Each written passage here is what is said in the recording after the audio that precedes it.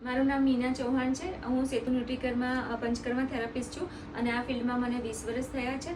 અને હવે અમે આ પંચકર્મમાં કઈ ધાતુનો ઉપયોગ કરીએ છીએ પેશન્ટ માટે એ હું તમને થોડી જાણકારી આપું છું।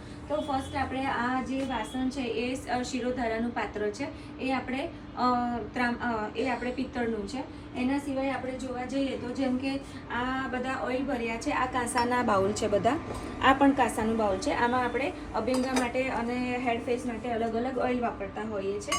પ્લસ આ જે છે કાંસાનું વાસણ છે, એનાથી આપણે પેશન્ટના પગના તળિયામાં ઘી ઘસતા હોઈએ છીએ, જે પેશન્ટ માટે બહુ સારું હોય છે।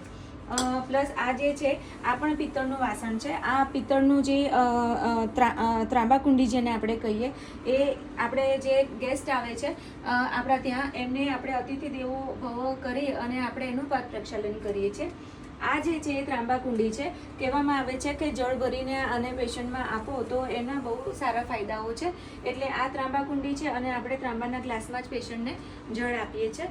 પ્લસ આ જે છે આ બધા કાંસાના વાસણ છે, જેમ કે તમે જોઈ શકો છો કે આમાં આપણે વિરેચન કરાવતા હોઈએ છીએ।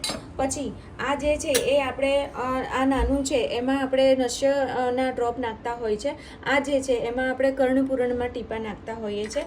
આ જે છે આ પણ પિત્તળનું વાસણ છે, એમાં આપણે જાનુબસ્તી કટીબસ્તીની ધાર કરતા હોઈએ છીએ। અને આ પણ આપણે ત્રાંબા અને કાંસાની ભેગી ધાતુની આ બનેલી છે, એમાં આપણે ઔષધિ ખાંડતા હોય છે પેશન્ટની બસ્તી માટે। અને આ જે છે આ પણ કાંસાનું વાસણ છે, આમાં આપણે નશ્યનું કામ કરતા હોઈએ છીએ।